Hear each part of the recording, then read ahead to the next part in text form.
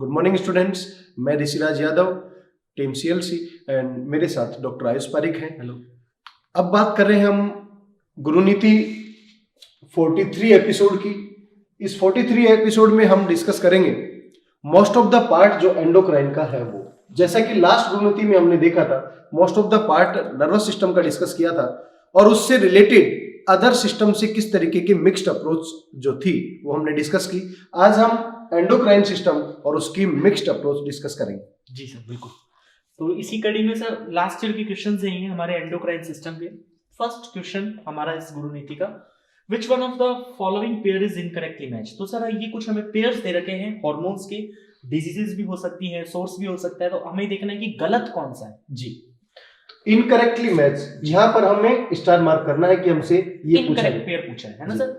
तो पहला दे रखा है इंसुलिन और डायबिटीज मेलाइटस का। तो ये तो पेयर सही हो सकता है क्योंकि इंसुलिन के अगर हम लोग देखें हाइपोसीक्रेशन से डायबिटीज मेलाइटस डिजीज हो सकता है। हम कह सकते हैं इंसुलिन की कम अमाउंट यदि होगी जी तो ऐसे केस में डायबिटीज मेलाइटस, और डायबिटीज मेलाइटस में होगा क्या, इंसुलिन कम है तो ग्लूकोज का कन्वर्जन ग्लाइकोज में ये जो बीटा सेल्स है ये नहीं कर पाएंगे। जी सर। इट मींस ग्लूकोज की अमाउंट ब्लड के अंदर इंक्रीज हो जाएगी। हमारी बॉडी एक लेवल तक उसको रिटेंशन करेगी, जो इंक्रीज अमाउंट है वो अब यूरिन में आना शुरू हो जाएगी।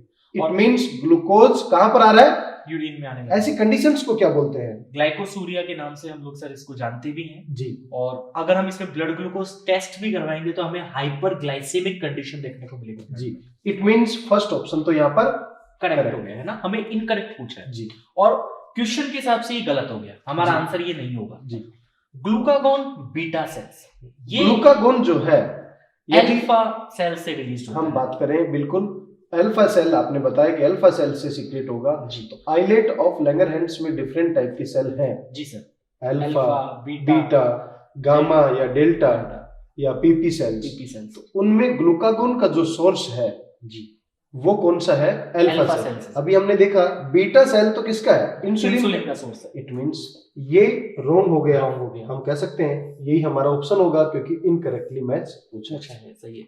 फिर आगे देख लेते हैं सोमैटोस्टैटिन डेल्टा सेल्स, ये भी सही बात है। और कॉर्पस ल्यूटियम जो है ये रिलैक्सिन का सीक्रेशन बता रहा है। हाँ, रिलैक्सिन का सीक्रेशन करेगा, कॉर्पस ल्यूटियम रिलैक्सिन का सीक्रेशन करेगा, एस्ट्रोजन का भी कर सकता है स्मॉल अमाउंट में और लार्ज अमाउंट में प्रोजेस्टेरोन का भी और रिलैक्सिन का भी। तो ये स्टेटमेंट भी करेक्टली मैच हो गया। तो सही आंसर जो, क्योंकि इनकरेक्टली पूछा था इसलिए इनकरेक्ट पेयर केवल एक ही है हमारे पास, तो सही आंसर हमारा सर सेकंड ऑप्शन हो जाता है जी। चलिए नेक्स्ट पे चलते हैं sir. Match the source gland with its respective hormone as well as its function. तो अब हमें सर क्या करना है कि सोर्स ग्लैंड, हार्मोन और फंक्शनल ग्लैंड यहाँ पर दे रखी है, तो हमें क्या करना है कि मैच करवाना है, यानी कि हमें कुल मिला के सही वाला पेयर इनमें से सेलेक्ट करना है। तो हम ये कह सकते हैं कि सबसे पहले यदि यहाँ से बात की जाए जी, एंटीरियर पिट्यूटरी है और ऑक्सीटोसिन उससे रिलेशन है, बिल्कुल नहीं होगा सर, क्योंकि oxytocin release from posterior pituitary जी। हम ये कह सकते हैं कि ऑक्सीटोसिन का जो फंक्शन है यहाँ पर ये तो करेक्ट है जी, यूट्रस की मसल जो है उनके अंदर कॉन्ट्रैक्शन करवाएगा, लेकिन इसका जो सोर्स है वो रॉन्ग है, इसलिए हम इसको क्या कर देंगे, गलत मान लेंगे जी। फिर यहीं से आप आगे देख लेते हैं, थायराइड का थायरॉक्सिन इसने सोर्स बता रखा है बट फंक्शन गलत दे दिया सर। हाँ। ऐसे में कैल्शियम रेगुलेशन कैल्सिटोनिन करेगा और पैराथायराइड हार्मोन करेगा जी। और हम ये कह सकते हैं कि यहाँ पर थायराइड से अटैच जो पीटीएच है या थायराइड की पैराफोलिकुलर सेल है वो कैल्सिटोनिन रिलीज करेंगे, या पीटीएच जो है पैराथायराइड से रिलीज होगा वो इसको रेगुलेट करेगा। तो यहाँ पर ये भी क्या हो गया, रॉन्ग हो गया सर। फिर corpus luteum oestrogen and support pregnancy word है स्टूडेंट्स, ये प्रेगनेंसी। तो अगर देखें सर सपोर्ट प्रेगनेंसी करने वाला हार्मोन तो प्रोजेस्टेरोन होता है। इट मींस ये स्टेटमेंट भी क्या हुआ, रॉन्ग हो गया, क्योंकि इसमें सर फंक्शन गलत हो गया जैसे इसमें गलत हुआ था जी। अब फर्स्ट में पोस्टीरियर पिट्यूटरी यानी पश्चपीयूष वैसोप्रेसिन, और बिल्कुल सही इसका फंक्शन भी एंटी डाययूरेटिक हार्मोन के नाम से जाना जाता है। वैसोप्रेसिन कहां पर काम करता है, हमारे डीसीटी जो हो गया, कलेक्टिंग ट्यूब्यूल्स जो हो गए मेनली। तो हम कह सकते हैं कि ये डिस्टल ट्यूब्यूल डीसीटी पार्ट में और इसका मेन फंक्शन क्या है, नेफ्रॉन से वाटर को रीएब्सॉर्प्शन करवाना, जो वाटर चैनल्स होते हैं उन्हें ओपन कर देता है। अगर देखा जाए तो पोस्टीरियर पिट्यूटरी भी इसका सोर्स नहीं है, लेकिन हम ये मान के चलेंगे कि ये पोस्टीरियर पिट्यूटरी इसको स्टोर करके रखेगा, जबकि इसका सोर्स तो हाइपोथैलेमस के न्यूक्लियाई में। इसको करेक्ट मानेंगे हम जी। तो करेक्ट ऑप्शन कौन सा होगा? फर्स्ट ऑप्शन सर हमारा इसके रिगार्डिंग सही आंसर हो जाएगा जी जी। नेक्स्ट पे चलते हैं सर। फिर given below is the incomplete table है सर ये, about certain hormone, their source gland and one major effect of each on the body of human, identify the correct option for the 3 blanks. कुल मिला के sir ये हमें 3 blanks दे रखे हैं, ए, B और सी। इनकी रिगार्डिंग हमें यहां पर मैचिंग करनी है कि ए कौन सा है, बी कौन सा है, सी कौन सा है। ये डैश है, यहां पर कुछ भी नहीं है मैच। तो हम कह सकते हैं कि यहां पर सी जो है जी, सी क्या होना चाहिए? Over secretion lead to gigantism. इसका मतलब हम कह सकते हैं ये ग्रोथ हार्मोन को रिप्रेजेंट करेगा जी सर। थोड़ा सा कंफ्यूजन यहां पर रख देते हैं, ग्रोथ हार्मोन को रिप्रेजेंट करेगा जी। ग्रोथ तो सी जो है वो क्या होना चाहिए सर? सी हमारा देखा जाए तो जो सीक्रेशन है तो क्या होना चाहिए? ग्रोथ हार्मोन होना चाहिए। और एंटीरियर पिट्यूटरी से ग्रोथ हार्मोन रिलीज भी होता है, जिसे सोमेटोट्रोपिक हार्मोन भी बोलते हैं हम। बिल्कुल सही बात है। सी का मैच ग्रोथ हार्मोन से फोर्थ ऑप्शन में एक में ही है, सिंगल शॉर्ट आंसर मिल जाता है बच्चों को। तो हम कह सकते हैं इसका करेक्ट आंसर क्या होगा? फोर्थ। फिर भी अदर भी हमें चेक करना क्योंकि इससे थोड़ा कॉन्सेप्ट बच्चों का क्लियर होगा। ए दे रखा है सर ग्लैंड, सीक्रेशन डैश है, oestrogen maintenance of the sexual characters. हम कह सकते हैं कि यहाँ पर जो एस्ट्रोजन है जी, स्मॉल अमाउंट में एस्ट्रोजन, लार्ज अमाउंट में प्रोजेस्टेरोन, लेकिन जिसमें से एस्ट्रोजन जो है सेकेंडरी सेक्सुअल कैरेक्टर को मेंटेन करता है। और ये देखें तो सर ये जिस ग्लैंड से हैं तो हमें गोनैड्स में, फीमेल में ओवरी जो है, बिल्कुल ओवरी से इसको मैच करवाएंगे। दूसरा इसका ऑप्शन वो भी करेक्ट हो सकता है कि यदि हम एड्रिनल कोर्टेक्स की बात करें तो उसमें भी सेक्स कोर्टिकोइड रिलीज हो सकता है। तो या तो एड्रिनल कोर्टेक्स का इनर पार्ट सही होगा या फिर ओवरी सही। दोनों में से देख लेते हैं कौन सा ऑप्शन दिया, क्योंकि सर फोर्थ ऑप्शन की रिगार्डिंग हमारी मैचिंग हो रही है, तो फोर्थ ऑप्शन की रिगार्डिंग ओवरी यहाँ पर दे रखा है। तो एक हमारा क्या हो गया सर? ओवरी हम लोग इसको लिख देते हैं जी। सी हमने जीएच लिख ही दिया। और ओवरी में अगर एस्ट्रोजन का अगर हम देखें तो ये जो हमारी थीका इंटरनल सेल्स जो है वहां से रिलीज होता है जी। Alpha cells of islets of Langerhans अभी डिस्कस किया सर। अल्फा सेल जहां पर हमने ये देखा था कि इनकरेक्टली मैच, और उसको हमने करेक्ट करके देखा था कि वहां पर अल्फा सेल्स होनी चाहिए। अल्फा सेल जो है वो किसको रिलीज करेगी? ग्लूकागोन को। या फिर हमें ये भी पता होना चाहिए कि ब्लड शुगर लेवल इंक्रीज हुआ था जी, तो ऐसे में ब्लड शुगर लेवल इंक्रीज होगा तो वो कौन करेगा? ग्लूकागोन करेगा सर, क्योंकि ये कहीं ना कहीं ग्लाइकोजन का ब्रेकडाउन जो है उसे प्रमोट करता है जी। तो इसके रिगार्डिंग सर अगर हम सही आंसर देखते हैं तो, क्योंकि पहले ही हमने देख लिया था, तो फोर्थ जो है हमारा एज इट इज सही हो जाता है। फिर हम लोग देखें sir the 24-hour diurnal rhythm of the body such as the sleep-wake cycle is regulated by the hormone। ये हमने सर पहले भी इसको देख रखा है, AIPMT 2011 में इस क्वेश्चन को पूछा गया है। यदि हमसे कोई पूछता है बायोलॉजिकल क्लॉक की बात करें जी, या फिर हमसे कोई ये पूछता है कि बायोलॉजिकल रिदम में, बायोलॉजिकल क्लॉक में क्या है? Sleep wake cycle, wake up cycle, ये भी इसी से रिलेटेड होगा जी। या फिर हम कह सकते हैं स्लीप वेकअप साइकिल का मतलब 24 आवर रिदम। या फिर हम कह सकते हैं कि हमारी बॉडी में यदि ये देखा जाए तो डिफरेंट मेटाबॉलिक एक्टिविटीज को भी अफेक्ट करने के लिए, तो मेटाबॉलिज्म में भी ये हेल्प करता है। और फीमेल बॉडी के अंदर कहीं ना कहीं ये इस तरीके से रिदम को यदि डिस्टर्ब कर रहा है तो हम कह सकते हैं फीमेल बॉडी के अंदर मेस्ट्रुअल साइकिल से भी रिलेटेड ये हार्मोन है। तो इस तरीके से बायोलॉजिकल क्लॉक की या स्लीप वेकअप साइकिल की या 24 आवर रिदम की बात की जाए तो हमारी बॉडी में ब्रेन का एक पार्ट है पीनियल ग्लैंड के नाम से, जिसे हम कह सकते हैं पीनियल ग्लैंड या पीनियल बॉडी। ये फोर ब्रेन के अंदर प्रेजेंट है जी, फोर ब्रेन के अंदर प्रेजेंट है। अब हम ये कह सकते हैं कि इस पीनियल बॉडी का सीक्रेशन क्या होगा? मेलेटोनिन। क्वेश्चन ऐसे भी पूछ सकता है कि इसका सिक्रेशन क्या है, या फिर ऐसे पूछ सकता है कि हमारी बॉडी में 24 आवर ग्लैंड का काम किसने किया। यानी कि यहाँ पे पीनियल ग्लैंड भी ये पूछ सकता था, या फिर इसका सिक्रेशन इसने जैसा पूछ लिया जी। तो इससे रिलेटेड एक क्वेश्चन और भी पूछता है सर कि कई बार ये कहता है कि इसका प्रीकर्सर कौन है। प्रीकर्सर कौन है, जो कि एक न्यूरोट्रांसमीटर की तरह भी एक्ट करता है। तो कैल्सिटोनिन है, सीरोटोनिन है, इसका प्रीकर्सर ट्रिप्टोफैन। तो ट्रिप्टोफैन हम नोट कर सकते हैं यहाँ पर जी सर कि इसका प्रीकर्सर जो है ट्रिप्टोफैन।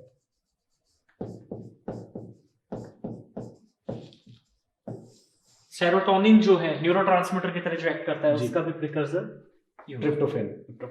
तो सर इस क्वेश्चन पे अगर हम लोग आए तो क्वेश्चन पे हमें हार्मोन पूछा है, तो मेलेटोनिन सर इसका सही आंसर साफ पता चल रहा है हमें जी, क्योंकि अभी आपने बताया कि पीनियल बॉडी का जो सिक्रेशन है जी, वो मेलेटोनिन होता है बेसिकली। तो फोर्थ ऑप्शन सर मैं लगा देता हूँ, है ना जी, करेक्ट आंसर यहाँ पर हमें फोर्थ ऑप्शन मिल जाता है। AFMT 2011 का क्वेश्चन। नेक्स्ट क्वेश्चन सर, चलिए। Which one of the following pairs of the hormone are the examples of those that can easily pass through the cell membrane of the target cell and bind to the receptor inside, mostly in the nucleus? यानी कि receptor cell के अंदर मौजूद। इसका मतलब intracellular receptor की बात कर रहा है। बिल्कुल। और आपने जैसा कि डॉक्टर आयुष पारिक सर आपने फर्स्ट गुरुनीति में ये बताया भी था एक लीनियर डायग्राम की फॉर्म में कि कौन से ऐसे हैं जो सेल मेम्ब्रेन रिसेप्टर पर बाउंड ना कर सेल मेम्ब्रेन से डायरेक्टली इंटीरियर पोर्शन में चले जाएंगे और वहां पर जीनोम के पास जाकर हार्मोन रिसेप्टर कॉम्प्लेक्स फॉर्मेशन करते हैं। बिल्कुल सर। यहाँ पर मोस्ट ऑफ द केसेज में रिसेप्टर किसके पास है? न्यूक्लियस के पास। इसका मतलब सेल मेम्ब्रेन को क्रॉस करना पड़ेगा जी। सेल मेम्ब्रेन पर बाउंड करने वाले प्रोटीन नेचर के हो सकते हैं, अमीनो एसिड नेचर के हो सकते हैं। डायरेक्ट यदि एंटर कर रहे हैं इसका मतलब वो स्टेरॉइड नेचर के हार्मोन है। हम मैच करवाएंगे इसका। तो सर पहला इसने दे रखा है सोमैटोस्टैटिन और ऑक्सीटोसिन। ऑक्सीटोसिन जो है यहां से मुझे एक हिंट मिल गया कि ये तो अमीनो एसिड एक पेप्टाइड की फॉर्म में है, तो हम कह सकते हैं ये तो मेम्ब्रेन से बाउंड करेगा। तो इसका रिसेप्टर तो कहीं ना कहीं मेम्ब्रेन बाउंड रिसेप्टर होगा, जिसे एक्स्ट्रा सेलुलर रिसेप्टर भी कहते हैं। सेकंड ऑप्शन सर कुछ सही सा लग रहा है मुझे, क्योंकि टेस्टोस्टेरोन ये भी स्टेरॉइड है और कोर्टिसोल ये भी स्टेरॉइड है। बिल्कुल, इसको अभी हम करेक्ट मान के चल रहे हैं। नेक्स्ट इंसुलिन आगे देखने की जरूरत ही नहीं क्योंकि ये प्रोटीन नेचर का हार्मोन है जी। यहाँ पर 51 अमीनो एसिड का सीक्वेंस है, तो इट मींस ये भी क्या हो गया? रॉन्ग हो गया सर। फिर वापस इंसुलिन आ गया, इट मींस ये भी क्या हो गया? रॉन्ग हो गया। किसी को इंसुलिन की भी जानकारी है, जैसे कि बायोटेक्नोलॉजी में हम पढ़ते हैं सर बिल्कुल कि इंसुलिन जो है जी, वो इंसुलिन का यूज वहां पर और वहां पर सीक्वेंस भी दिया गया है। बिल्कुल sir, alpha sequence, beta sequence, C peptide. तो वहां पर हम देख सकते हैं कि इंसुलिन क्या है, वहां पर पेप्टाइडिक नेचर का है। तो यहाँ पर भी पेप्टाइड, यहाँ पर पेप्टाइडिक और ऑक्सीटोसिन, तो हम कह सकते हैं ये ऑप्शन और ये तो हो ही नहीं सकता। तो सर सही ऑप्शन हमारा सेकंड हो जाता है। इस क्वेश्चन में अगर ऐसे भी पूछ सकता है कि ऐसे कौन से होते हैं जिनको सेकेंडरी मैसेंजर बनाने की रिक्वायरमेंट ना हो। बिल्कुल सही कहा आपने, सेकेंडरी मैसेंजर की यहाँ रिक्वायरमेंट ही नहीं, क्योंकि डायरेक्टली यही अंदर जाकर मैसेज दे रहे। बिल्कुल सर, तो इसलिए यदि प्रोटीनियस नेचर के होते तो वो यहाँ से अंदर जा नहीं सकते सर, इस गेट पर उसको मैसेज देना पड़ेगा। क्योंकि बहुत अच्छा क्वेश्चन आपने बताया। लिपिड की सॉल्युबिलिटी जो है वो इसको प्रभावित करती है, प्रोटीन अंदर नहीं जा पाता। तो सर सही आंसर इसका सेकंड हो जाता है। नेक्स्ट में चलते हैं। What is the correct to say about hormone action in humans, यानी मानवों में हार्मोन क्रिया के विषय में क्या कहना सही है? अभी जैसा जो क्वेश्चन डिस्कस किया है सेम उसी से रिलेटेड एक्शन की बात की जाए जी, और करेक्ट की बात जी। करेक्ट, तो एक्शन में दो ही तरीके के हम मान के चले, ब्रॉडली क्लासिफाई करें कि प्रोटीन रिलेटेड कोई भी हार्मोन है तो वो मेम्ब्रेन पे बाउंड करेगा, और कोई भी स्टेरॉइड नेचर का है तो वो न्यूक्लियस पे। तो इन दो को ब्रॉडली क्लासिफाई करके हम ऑप्शंस में चेक कर सकते हैं, क्या इस तरीके के कोई ऑप्शंस मिलते हैं तो हमारा आंसर उसी से सेटिस्फाइड हो जाएगा। जी बिल्कुल sir. In females, FSH first binds with the specific receptors on ovarian cell membrane. जी देखिए यहाँ पर दिया गया है FSH, follicle stimulating hormone। जितने भी हार्मोन हाइपोथैलेमस के हैं जी, जितने भी हार्मोन पिट्यूटरी के हैं, उनका रिलेशन कहीं ना कहीं एमिनो एसिड ग्रुप या फिर हम कह सकते हैं प्रोटीन नेचर का, से वो डायरेक्टली सेल के अंदर एंटर नहीं कर सकते। उनको क्या करना पड़ेगा? बाहर बाइंड करना पड़ के सेकेंडरी मैसेंजर इसका मतलब उनके लिए कैसा रिसेप्टर चाहिए? Extra cellular, extra cellular receptor चाहिए। इसमें फीमेल में FSH bind with the specific receptor on the ovarian cell membrane, cell membrane के ऊपर है, तो हम कह सकते हैं एक्स्ट्रा सेलुलर। एक्स्ट्रा सेलुलर का मतलब ये नहीं है सेल के बाहर है, सेल मेम्ब्रेन के ऊपर, सेल मेम्ब्रेन के ऊपर, या इसी को बोलते हैं membrane bound receptors, membrane bound receptor. तो एफएसएच प्रोटीनियस नेचर में आ गए, बिल्कुल, और ये मेम्ब्रेन बाउंड रिसेप्टर से काम करेगा। इट मींस ये ऑप्शन ही क्या है? Correct. FSH stimulates the secretion of estrogen and progesterone. नहीं, ये एस्ट्रोजन और प्रोजेस्टेरोन को स्टिमुलेट नहीं करेगा, बल्कि इसका काम तो सर फॉलिक्यूलोजेनेसिस है। जी, फॉलिकल्स को स्टिमुलेट करना, प्राइमरी फॉलिकल, सेकेंडरी फॉलिकल। और अगर बच्चे थोड़ा देखेंगे प्रोजेस्टेरोन आ गया, मतलब कॉर्पस ल्यूटियम के कारण हो रहा है, और सीएल बनाने वाला तो LH है जी, तो इसका भी वो सीधा रिलेशन भी LH स्टिमुलेट करेगा कार्पस ल्यूटियम को, जब ग्राफियन फॉलिकल से बनाएगा, मींस ग्राफियन फॉलिकल को रप्चर करवाएगा सर, तब रिक्वायरमेंट होगी। और आप देखिए सर, फर्स्ट ऑप्शन इसने एनसीईआरटी का जो डायग्राम है उसको लैंग्वेज फॉर्म में दे दिया। जी, डायग्राम था ना सर, उसको लैंग्वेज बना दिया इसने, बस इतना ही किया है। Glucagon is secreted by the beta cells. आप देखो, इस तरीके का क्वेश्चन 3 टाइम्स पूछा जा चुका जी। एक इनकरेक्टली मैच में अभी पूछा गया था, एक फिलिंग द ब्लैंक में पूछा था, और अब पूछ रहा है। इसीलिए क्वेश्चन प्रैक्टिस करना बार बार बहुत जरूरी। और ये जो हमने क्वेश्चन डिस्कस करे सर, इसका मीनिंग भी यही है कि कहीं ना कहीं बच्चे आत्मा समझ जाएं, टॉपिक की आत्मा समझना बहुत इंपॉर्टेंट है। इंटरनल जो भी उसके अंदर छिपा हुआ है, वो सब चीजें समझ। एक बहुत मोटिवेशनल व्यक्ति को मैं सुन रहा था, तो उसने कहा था कि टॉपर वो नहीं है जो सब पढ़ लेता है, टॉपर वो है कि जिसे पता होता है कि क्या छोड़ना है हमें। बिल्कुल, सेलेक्टिव अप्रोच काफी जरूरी है कॉम्पिटिटिव एग्जाम में, क्योंकि समय बहुत कम होता है, फिजिक्स पढ़नी है पूरी, केमिस्ट्री पढ़नी है, तो इसलिए बहुत इंपॉर्टेंट अप्रोच बच्चों आपको ध्यान रखनी है। सर अब ग्लूकागॉन को इसने बीटा से निकलवा दिया, तो इसका मतलब ये भी क्या हो गया? रॉन्ग हो गया।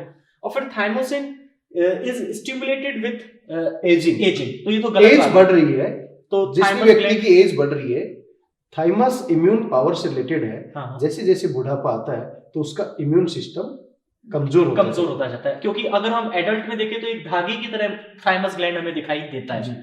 और यही वो रीजन है कि हमारे अंदर अगर जैसे HIV में हम देखें तो बी लिम्फोसाइट्स खत्म हो जाती है, तो नई मैच्योर नहीं हो पा रही, क्योंकि अब एडल्ट में थाइमस ग्लैंड ही कहीं ना कहीं एब्सेंट है।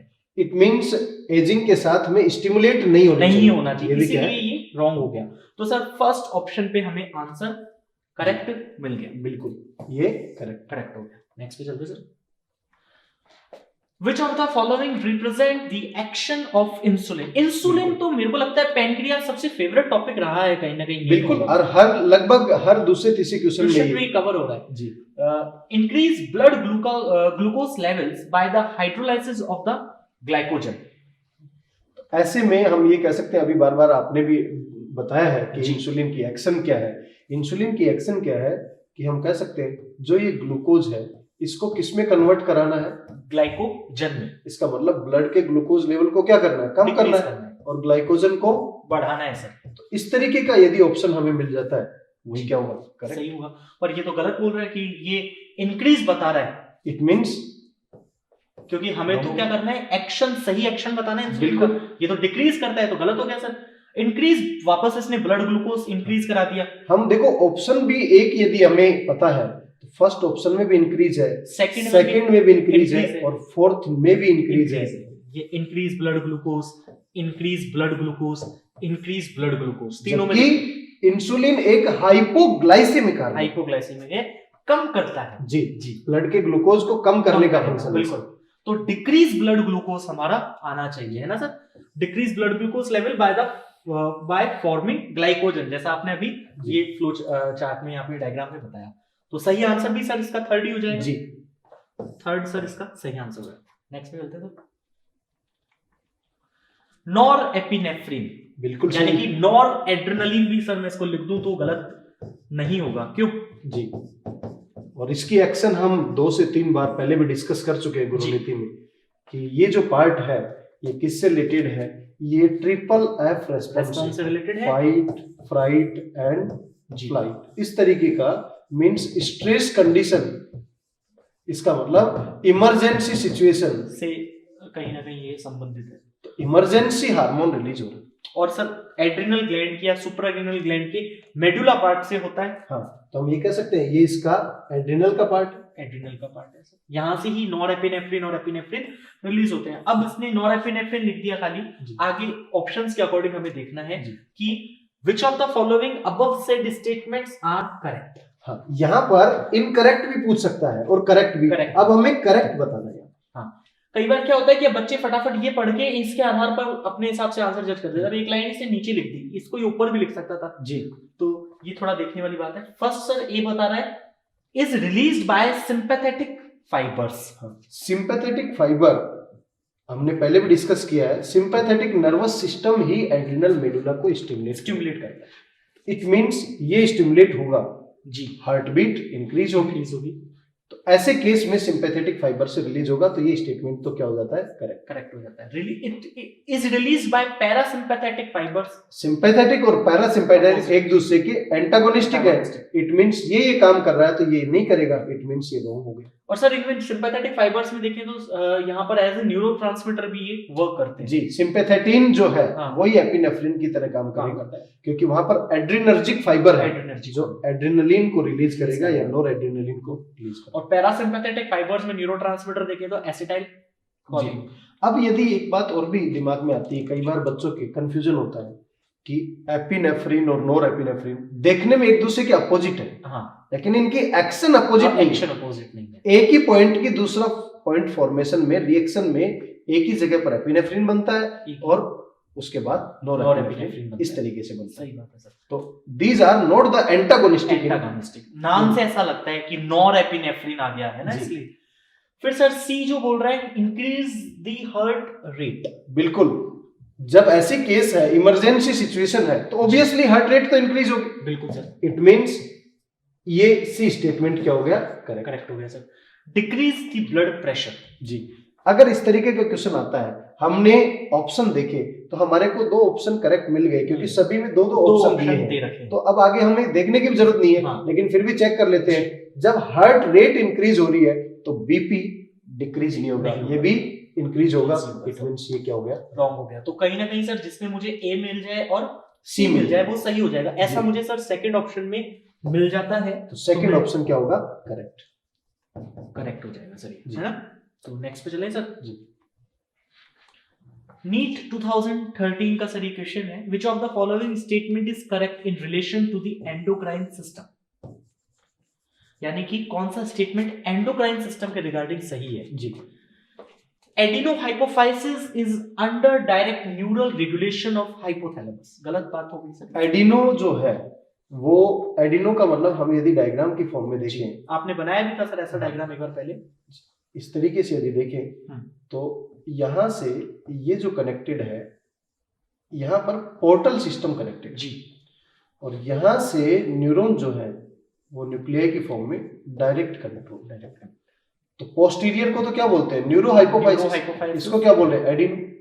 तो ये इसके कंट्रोल में है, बट डायरेक्ट कंट्रोल में नहीं है, पोर्टल सिस्टम के थ्रू कंट्रोल है, तो हम क्या कहेंगे, इनडायरेक्ट रेगुलेशन में इसको कंट्रोल तो करेगा, हाँ, लेकिन डायरेक्ट कंट्रोल वो होता है कि यहाँ के न्यूरॉन डायरेक्टली यहाँ पर आ जाए। पर यहाँ तो हाइपोफिशियल पोर्टल सिस्टम मौजूद है जी। हाइपोथैलेमो हाइपोफाइजल जो पोर्टल सिस्टम है जी, उसका काम ये है कि यहाँ के सीक्रेशन को यहाँ पर लाए और इसको यहाँ से कोरिलेट करे। अब जिनको थोड़ा पोर्टल सिस्टम में कंफ्यूजन है, कहने का मतलब सर क्या है कि किसी एक ऑर्गन से ब्लड को ले जाने का काम वेन्स करती हैं, और ले जाने का उनको देना किसको है, हार्ट को देना है। पर अगर वो अपना काम भूल जाएं, किसी एक ऑर्गन से ब्लड लें और किसी दूसरे ऑर्गन को दे दे, तो ये पोर्टल सिस्टम मिडवे की तरह, मतलब मिडवे की तरह हमें एक पोजीशन से दूसरी पोजीशन पर जाना है। मींस हार्ट ने सप्लाई किया ऑर्गन को, और ऑर्गन से हार्ट के पास आना चाहिए था, लेकिन हार्ट से ऑर्गन के पास जाकर डायरेक्ट हार्ट में ना आकर किसी दूसरे ऑर्गन में आ जाए और फिर वापस आ जाए। जैसे कि हेपेटिक पोर्टल सिस्टम, इंटेस्टाइनल जो वेन्स हैं उनको हार्ट में ब्लड ले जाना चाहिए था, पर वो क्योंकि लीवर में जाता है, क्योंकि मैक्सिमम जो हमारा मेटाबॉलिज्म में लीवर इन्वॉल्व है, तो वो पहले लीवर को देती है जो भी चीज आती है उसके पास। ऐसी रीनल पोर्टल सिस्टम भी है जो हमारे अंदर तो नहीं है। तो हमारे अंदर दो तरीके की पोर्टल सिस्टम है, हेपेटिक पोर्टल और हाइपोथैलेमो हाइपोफाइसिस। ये एडवांस जो वर्टिब्रेट है उनके अंदर मौजूद होता है। और सर इनका दूसरा नाम भी देखिए तो एडिनोहाइपोफाइसिस का जो अदर नेम हो जाएगा वो पार्स डिस्टलिस और इसका है पार्स नर्वोसा। तो फर्स्ट ऑप्शन सर गलत हो गया जी, बिल्कुल रॉन्ग है, डायरेक्ट वर्ड के कारण ये गलत हो जाता है जी। Organs in the body like gastrointestinal tract, heart, kidney and liver do not produce any hormone. Liver के यदि बात की जाए तो एंजियोटेंसिनोजन रिलीज करता है। किडनी की बात की जाए तो इरिथ्रोपोइटिन, रेनिन, हार्ट की बात की जाए तो एएनएफ, और ये तो कह रहा है कि कोई प्रोड्यूस ही नहीं करता, तो ये स्टेटमेंट भी गलत हो जाता है जी। जीआईटी से भी काफी सारे हार्मोन सीक्रेट है, जो फर्स्ट डिस्कवर्ड हार्मोन है जी, फर्स्ट नोन हार्मोन है, हाँ वही जीआई ट्रैक्ट से। तो ये स्टेटमेंट भी सर गलत हो गया। Non nutrient chemicals produced by the body in trace amount that act as an intercellular messenger are known as hormone. बिल्कुल सर हार्मोन एनसीईआरटी की की डेफिनेशन है ये, और बिल्कुल करेक्ट ऑप्शन भी यही है जी। तो ये सर हमारा सही है। Releasing and inhibitory hormones are produced by, ये गलत हो गया, ये हाइपोथैलेमस होना चाहिए था हाँ, तो पिट्यूटरी दे दिया इसलिए गलत हो जाता है। तो सर सही आंसर हो गया हमारा थर्ड ऑप्शन जी, क्योंकि इसने करेक्ट पूछा है, आपने उसको मेंशन भी किया है। इसी में एक गैस्ट्रोइंटेस्टाइनल ट्रैक्ट से इंफॉर्मेशन और दे देते हैं हम बच्चों को कि गैस्ट्रोइंटेस्टाइनल ट्रैक्ट से डिफरेंट टाइप के हार्मोन है, उनमें से यदि एंडोक्राइन सिस्टम की बात की जाए तो एंडोक्राइन सिस्टम में जो लेबल्ड है उनकी बात करें हम, गैस्ट्रिन है जी, कोलेसिस्टोकाइनिन है, सिक्रेटिन है, या हम कह सकते हैं जी आई ट्रैक्ट इनिबिटरी मींस एंटेरोगैस्ट्रोन, जिसे गैस्ट्रिक इनिबिटरी पेप्टाइड बोलते हैं।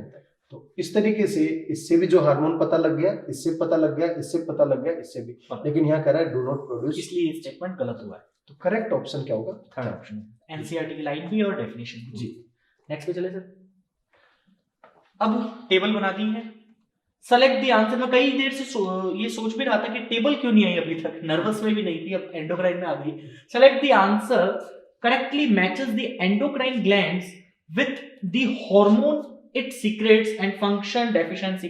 कुल मिला के सर एक तरफ एंडोक्राइन ग्लैंड है, हार्मोन है, फंक्शन डेफिशिएंसी के सिम्टम्स हैं, और हमें यहाँ पर क्या पूछा है इसने, करेक्टली मैचिंग पूछी है, यानी सही कौन सा वाला दे रखा है, एक हिंदी में और एक इंग्लिश में। अभी कुछ देर पहले यदि हम बात करें, जो क्वेश्चन अभी हम मैच करवा रहे थे सोर्स से रिलेटेड, हाँ, तो वहां पर देखो ये फर्स्ट ऑप्शन देखो, सेम ऐसा कैसा क्वेश्चन दिया था वहां पर, एंटीरियर पिट्यूटरी ऑक्सीटोसिन, हाँ, जो हमने क्या किया था, रॉन्ग किया था, क्योंकि ऑक्सीटोसिन पोस्टीरियर पिट्यूटरी से रिलीज होता है, रिलीज वहां से होगा, स्टोर हो रखा है, हाँ, इसलिए स्टोर, लेकिन बनाया पोस्टीरियर पिट्यूटरी किसी प्रकार के कोई हार्मोन सिंथेसाइज नहीं करती sir.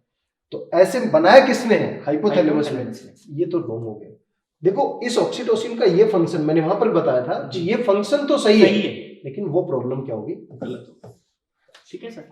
Posterior pituitary growth hormone, ये भी रॉन्ग हो गया। अभी बात कर रहे थे हम, हाइपर सिक्रेशन है ग्रोथ हार्मोन का, जो गिगेंटिज्म को शो करता है, लेकिन ये तो पोस्टीरियर पिट्यूटरी करे, रॉन्ग हो गया। पोस्टीरियर पिट्यूटरी हार्मोन प्रोड्यूस नहीं करती, ओवर ये फंक्शन तो सही है जी, ये गलत।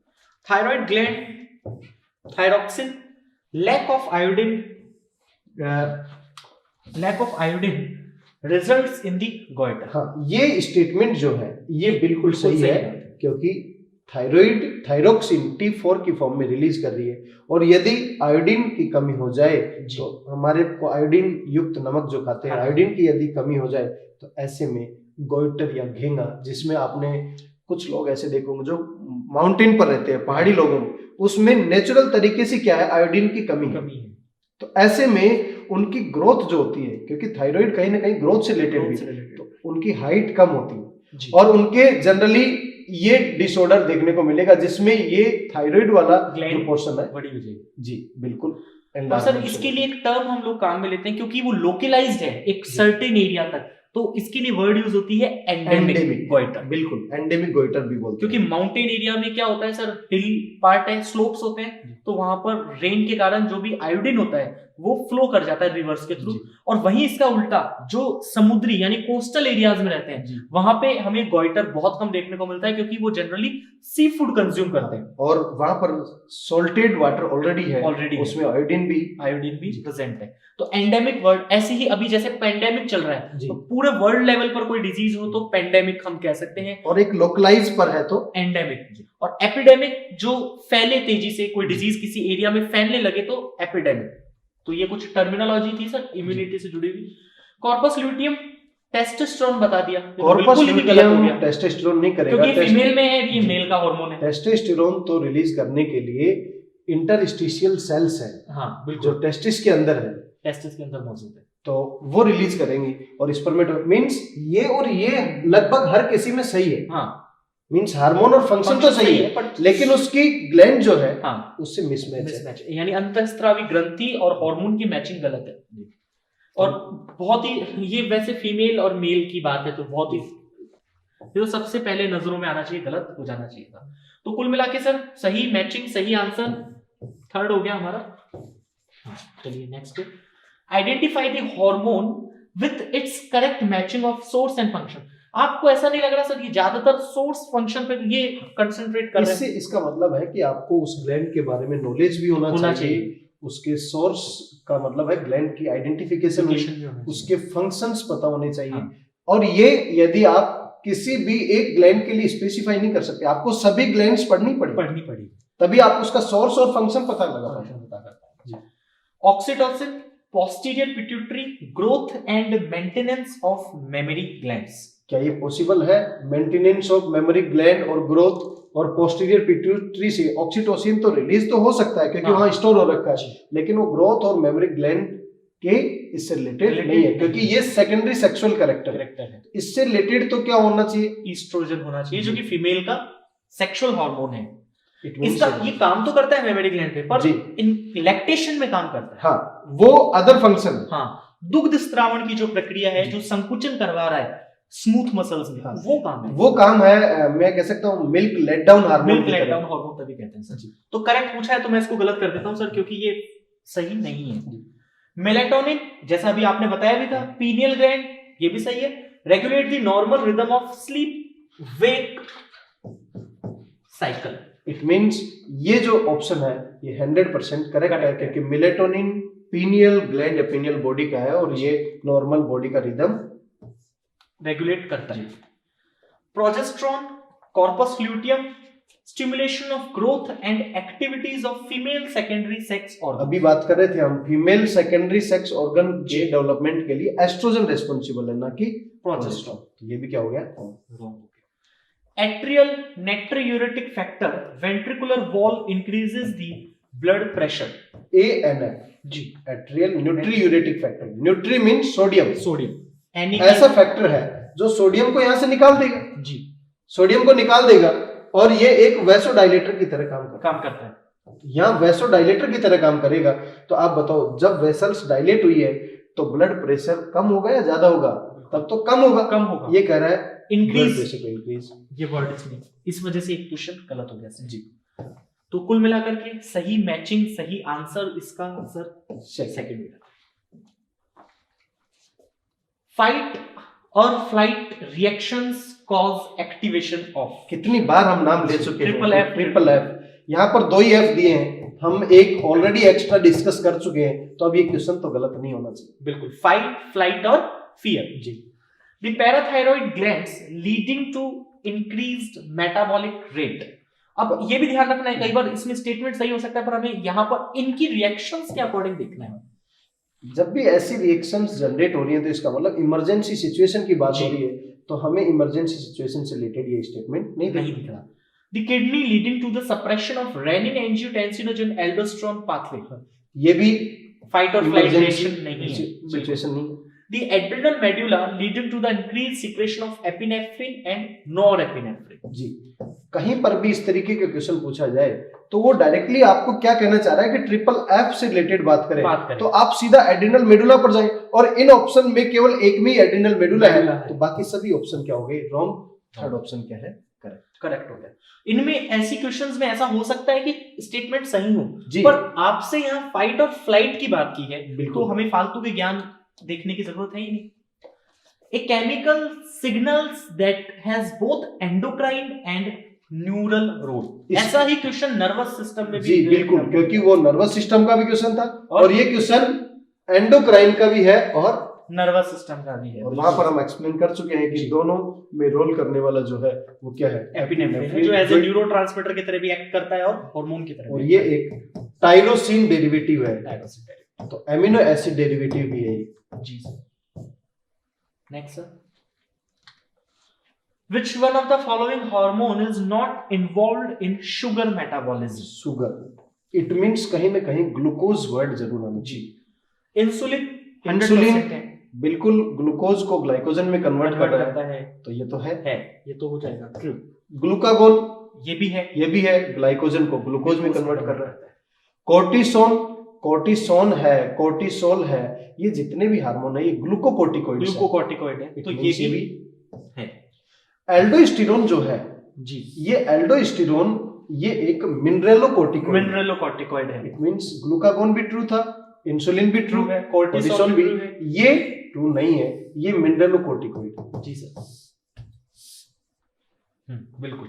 तो कुल मिलाकर के सही आंसर जो हो जाएगा हमारा, क्योंकि इसने सर क्या पूछा है, नॉट इन्वॉल्व पूछा है, तो ये मिनरल्स को, हाँ मिनरल्स से रिलेटेड, और ये बाकी जो है शुगर मेटाबॉलिज्म से रिलेटेड। तो करेक्ट आंसर क्या होगा इसका, 4th हो जाएगा जी। Which one of the following hormones through synthesized elsewhere is stored and released by the master gland? यानी बनते कहाँ हैं और रिलीज कहाँ पे होते हैं? हाँ, अब कुछ देर पहले हम ये बात कर रहे थे कि हमारी मास्टर ग्लैंड जो है वो हमने बताया था पहले भी कि मास्टर ग्लैंड को हमने मान रखा है पिट्यूटरी, हेड मास्टर हाइपोथैलेमस। अब पिट्यूटरी में एंटीरियर पिट्यूटरी के हार्मोन तो एंटीरियर पिट्यूटरी बनाती, पोस्टीरियर पिट्यूटरी किसी भी प्रकार के हार्मोन नहीं बनाती, तो वो स्टोर कर सकती है बस। बिल्कुल सर, लेकिन बने कहां पर है, हाइपोथैलेमस में। इसका मतलब कहीं ना कहीं ये जो मास्टर ग्लैंड की भी बात कर रहा है, इस मास्टर ग्लैंड में भी स्पेसिफाई है कौन सा पार्ट, पोस्टीरियर पिट्यूटरी, या इसी को हम बोल सकते हैं पार्स नर्वोसा या न्यूरोहाइपोफाइसिस। जी बिल्कुल सर। तो इसके रिगार्डिंग सर अगर मैं देखूं तो प्रोलैक्टिन की बात कर रहे हैं, ये तो एंटीरियर पिट्यूटरी का, हाँ तो ये तो रॉन्ग हो गया। MSH ये मिडल पिट्यूटरी का है, पार्स इंटरमीडिया का जो है, तो ये भी क्या हो गया, रॉन्ग हो गया। एंटी डायूरेटिक हार्मोन ADH है, ये ADH ये पोस्टीरियर पिट्यूटरी में स्टोर हो सकता है, लेकिन बना कहाँ है, हाइपोथैलेमस। इट मींस ये स्टेटमेंट क्या है, सही है। और luteinizing hormone LH hormone anterior pituitary का है, इट मींस ये भी क्या हो गया, रॉन्ग हो गया। तो कुल मिलाकर के सर सही आंसर हो जाता है हमारा एंटी डायूरेटिक हार्मोन, जिसका अदर नेम वैसोप्रेसिन है। इसी को वैसोप्रेसिन भी या इसी को पिट्रेसिन भी बोलते हैं। इसके अलावा यदि ऑप्शन में ऑक्सीटोसिन होता, ऑक्सीटोसिन या पाइटोसिन होता जी, तो वो भी सही होता, क्योंकि ये भी सर स्टोर्ड पोस्टीरियर पिट्यूटरी में हो रहा है, पर बन हाइपोथैलेमस में हो रहा है। इससे रिलेटेड भी क्वेश्चन पूछ सकता है कि ADH किसने बनाया, सुप्रा ऑप्टिक न्यूक्लियाई, और ऑक्सीटोसिन पैरा वेंट्रिकुलर न्यूक्लियाई, ये भी हाइपोथैलेमस में है और ये भी हाइपोथैलेमस में है। बिल्कुल सर जी। ओके सर, नेक्स्ट क्वेश्चन देखते हैं। Which of the following pairs of hormones are not antagonistic? हाँ बिल्कुल, अभी कुछ देर पहले हम बात कर रहे थे कि एक दूसरे का अपोजिट इफेक्ट जो होता है वो होता है एंटागोनिस्ट जी, और इसने दिया भी है, जबकि उसको नहीं बताना चाहिए था कि एंटागोनिस्ट क्या है, ये बच्चे को खुद को समझना चाहिए। हाँ, तो अब आप मैच करवा सकते हैं सर इंसुलिन और ग्लूकागोन। इंसुलिन की बात करें तो ग्लूकोज को ग्लाइकोजन में कन्वर्ट किया, और कहीं ना कहीं ब्लड जो ग्लूकोज का जो लेवल है उसे राइज करेगा या कम करेगा, डिक्रीज करेगा। और ग्लूकागोन की बात करें तो ये क्या करेगा, ग्लाइकोजन को ब्रेक डाउन करेगा और ग्लूकोज तो मींस अप करेगा। काम कर रहे हैं अपोजिट एक दूसरे के। बिल्कुल, एक है हाइपोग्लाइसेमिक, दूसरा है हाइपरग्लाइसेमिक जी। फिर एल्डोस्टेरोन और ANF। एल्डोस्टेरोन ये जो है ये सोडियम को रीअब्जॉर्ब कराएगा, ये सोडियम को बाहर निकालेगा। फिर रिलैक्सिन और इनहिबिन, ये एक दूसरे के एंटागोनिस्टिक एक्शन नहीं है सर। पैराथार्मोन और कैल्सिटोनिन ये भी एक दूसरे के एंटागोनिस्टिक। बोन में रीअब्जॉर्प्शन कैल्शियम का बढ़ाएगा तो एक बोन से बाहर निकालेगा। रिलैक्सिन इनहिबिन की जगह एड्रेनलिन नॉर एड्रेनलिन भी दे देता तो भी वो आंसर सही होता। इट मींस यहाँ पर करेक्ट ऑप्शन कौन सा होगा? थर्ड ऑप्शन हमारा हो जाएगा। ये सर इनहिबिन का कई बार कंफ्यूजन होता है बच्चों को, तो रिलैक्सिन तो इनहिबिन जो है, इनहिबिन दो अलग अलग पार्ट से रिलीज हो सकता है जी।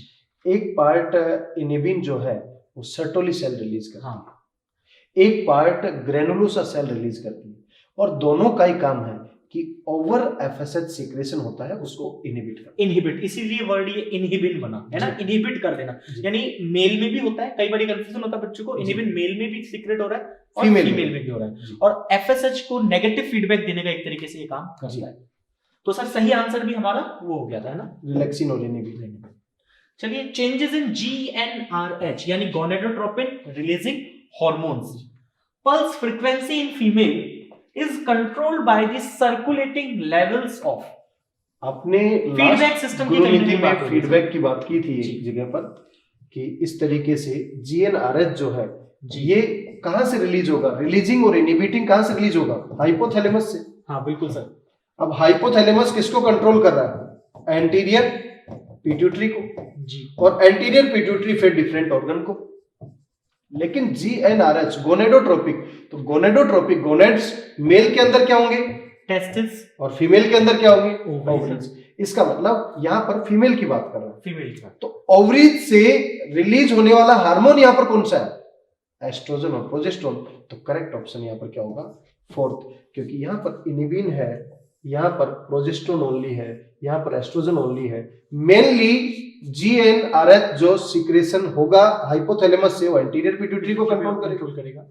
ये गोनेडोट्रोपिक स्टिमुलेटिंग हार्मोन रिलीज करेगा, वो ओवरी पे काम करेगा। ओवरी में एस्ट्रोजन प्रोजेस्टेरोन कितना बना है जी, ज्यादा बना है तो वो उसको नेगेटिव फीडबैक कहीं ना कहीं दे देगा। और यही एक रीजन भी है कि जब प्रोजेस्टेरोन है जो प्रेगनेंसी को मेंटेन करता है, तो उस दौरान ये अपने आप ही GnRH को इनहिबिट कर देगा ताकि नई फॉलिकुलर साइकिल स्टार्ट ना हो, क्योंकि अभी बॉडी कहीं ना कहीं स्पर्म का वेट कर रही है, या फिर स्पर्म आ चुका है तो अभी वो डेवलपमेंट में इन्वॉल्व है, जो यूट्रस है फीमेल बॉडी जो है ना सर। इसलिए भी हम डायरेक्ट भी देख सकते हैं, प्रोजेस्टेरोन का आना जरूरी है इसमें नेगेटिव फीडबैक। तो इसलिए सर सही आंसर क्या कर देते हैं हम इसका? Fourth option. तो सर नेक्स्ट क्वेश्चन है, सेलेक्ट द इनकरेक्ट स्टेटमेंट। गलत कथन हमें चुनना है। इंपॉर्टेंट वर्ड सर ये इनकरेक्ट है जी। LH triggers ovulation in ovary। तो LH trigger ovulation in ovary. LH जो है वो हम कह सकते हैं ग्राफियन फॉलिकल को क्या करेगा? रप्चर करता है, ल्यूटिनाइजिंग हार्मोन जो है। तो LH ग्राफियन फॉलिकल को रप्चर करेगा, एक साइड में सेकेंडरी ओसाइट रिलीज होगी, दूसरी साइड में कार्पस ल्यूटियम। तो ये स्टेटमेंट तो करेक्ट है। करेक्ट है सर। और इनकरेक्ट पूछा है तो ये अभी ये हमारा क्या हो गया? करेक्ट स्टेटमेंट है, तो क्वेश्चन के हिसाब से हम फॉल्स मान सकते हैं।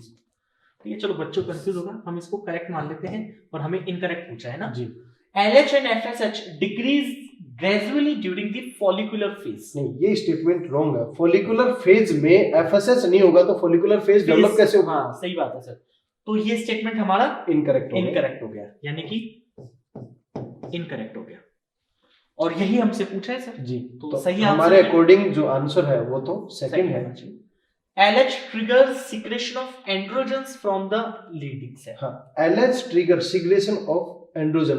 जो LH रोल है, LH का रोल है कि ग्राफियन फॉलिकल को रप्चर करना फीमेल के अंदर। लेकिन यहाँ पर मेल के अंदर क्या करेगा?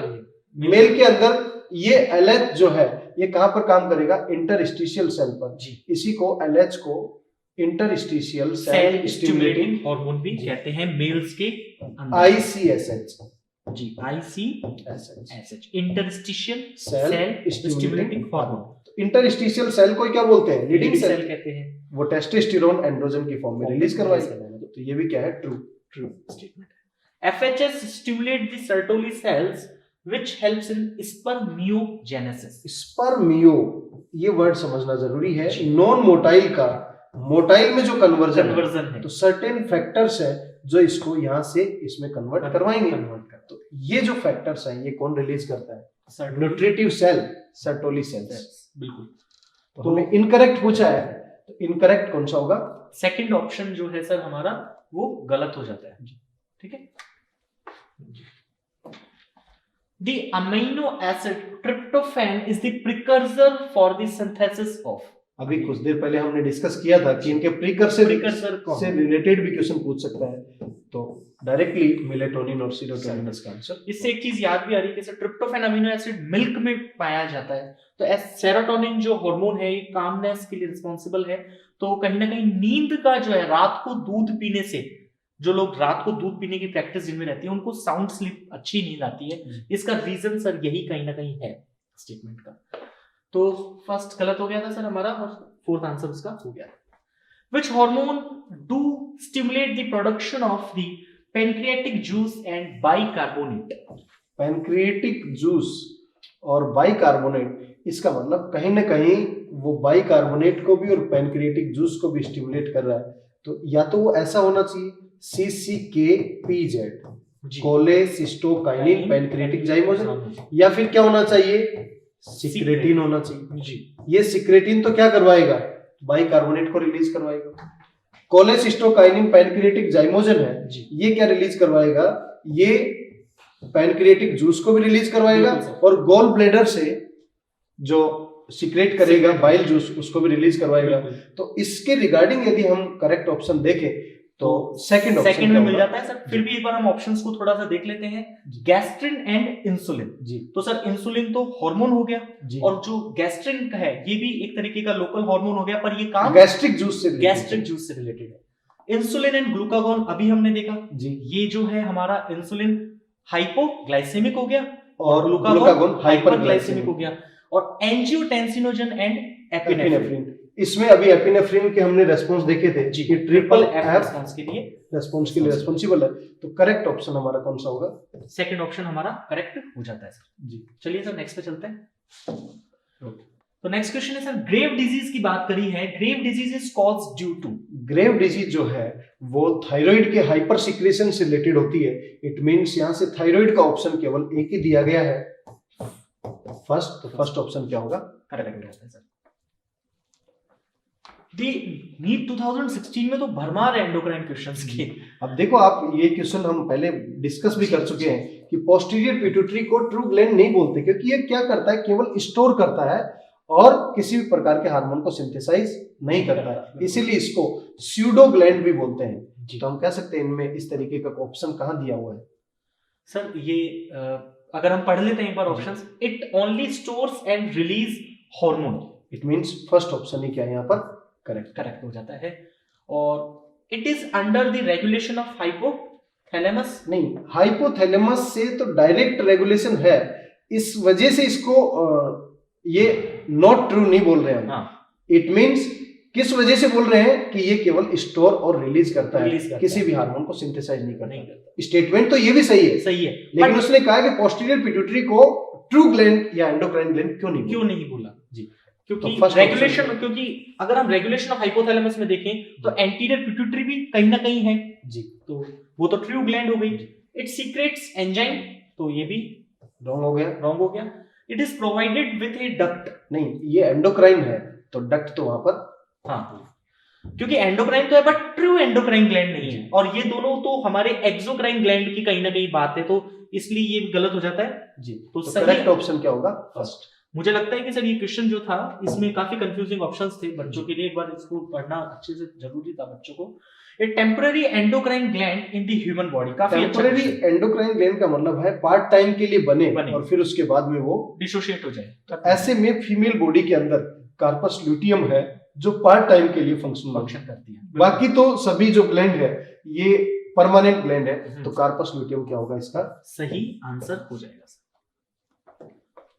Hyper secretion of growth hormone in adults does not cause further increase in the height because. हम कई बार ये बोलते हैं कि 18 साल की उम्र हो गई है, 20 साल की उम्र हो गई, इसके बाद हाइट नहीं बढ़ती। इसका मतलब कहीं ना कहीं जो ग्रोथ हार्मोन है वो जहां पर काम करेगा वो जगह क्लोज हो गई होगी, उसको बोलते हैं एपिफाइजियल प्लेट। तो एपिफाइजियल प्लेट क्लोज होने से ऐसा होता है जी।